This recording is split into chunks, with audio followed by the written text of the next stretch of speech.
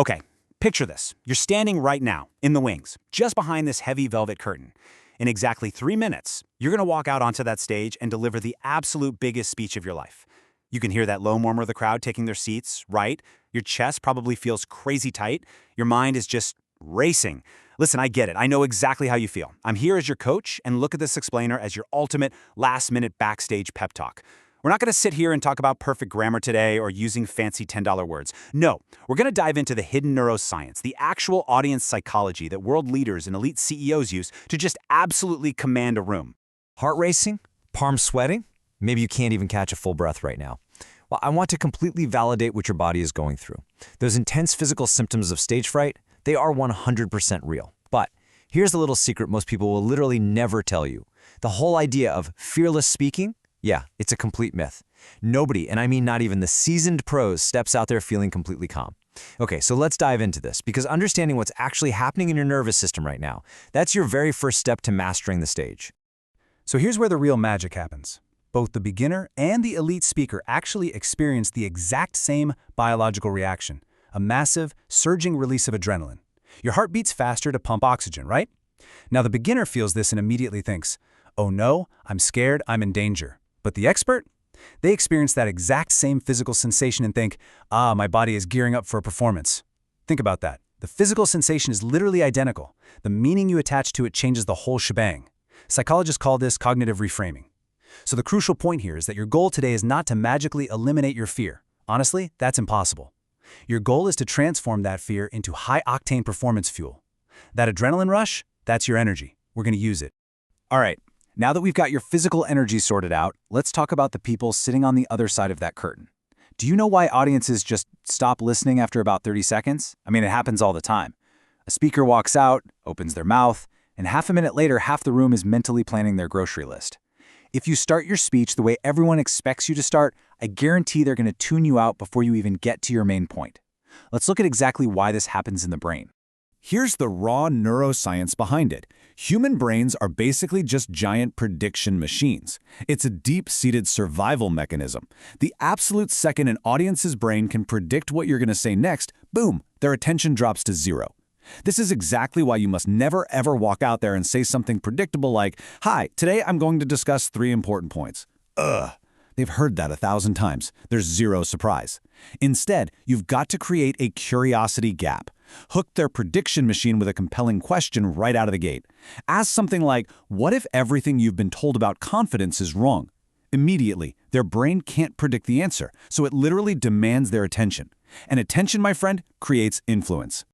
Now, once you've actually got their attention, you have to know how to hold on to it. And sometimes, the absolute most powerful thing you can say on a stage is absolutely nothing. Requires discipline. Wow. Did you feel that? That right there brilliantly illustrates how a simple, highly disciplined pause creates this incredible psychological tension for the listener. See, the human brain absolutely hates unfinished patterns. When you stop speaking unexpectedly, kind of like I just did, people will physically lean forward in their seats. Their minds become completely locked onto you. Elite speakers use silence as a weapon. If you drop a deliberate pause right before your most important sentence, that sentence is going to hit the audience's brain with twice the impact. You didn't even change a single word, you just completely mastered the delivery. All right, let's talk about your pacing. When we get nervous, our natural instinct is to just rush, right? To just get it over with as fast as possible. But here's the catch. Audiences subconsciously interpret that rushed speech as you begging for their approval. It just reads as nervous. So I want you to intentionally drop your speaking pace right now.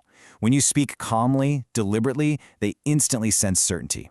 Think about it. An experienced CEO, a world leader, a judge in a courtroom, they never rush. Never. They command authority because they control the pace. When you walk out there, remember this golden rule. Whoever controls the pace of the words controls the energy of the entire room.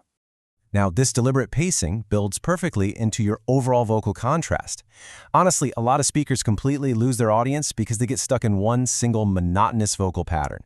They just speak at one volume and one speed the entire time. The brain adapts to that in seconds and just tunes out.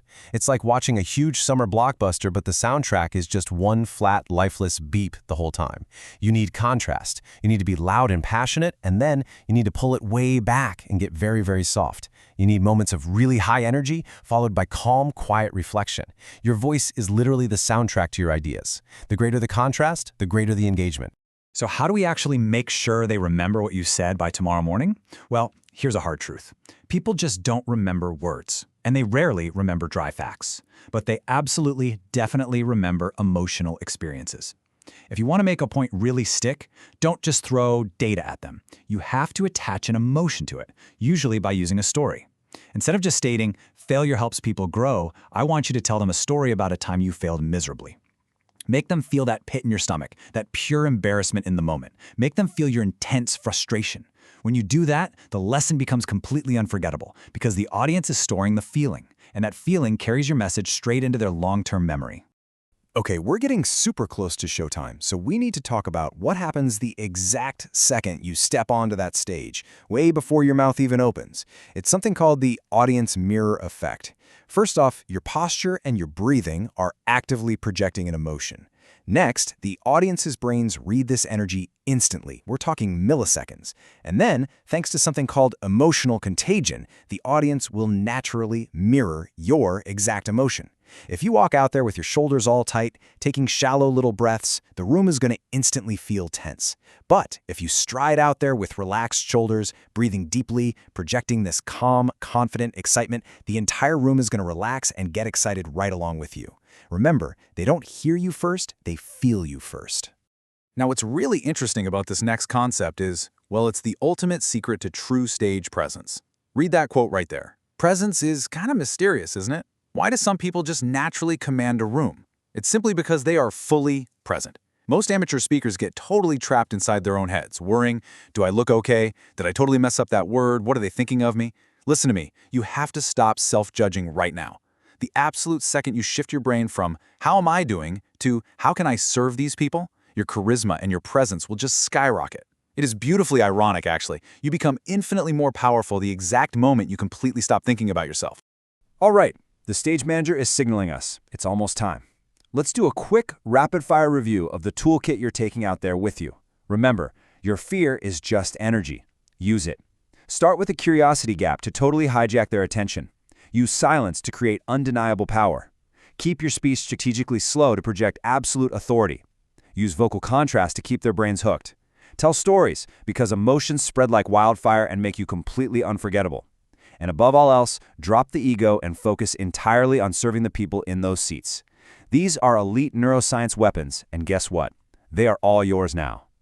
All right, they're calling your name. Master these principles, and you won't just survive this speech. You're going to become someone people genuinely want to listen to. And in a world absolutely full of noise, that is for sure one of the most valuable skills you can possess. So let this final question be your only focus as you walk past this curtain right now. How will you serve them today? Go out there, command that room, and show them what you've got. You're totally ready for this. I'll see you on the other side.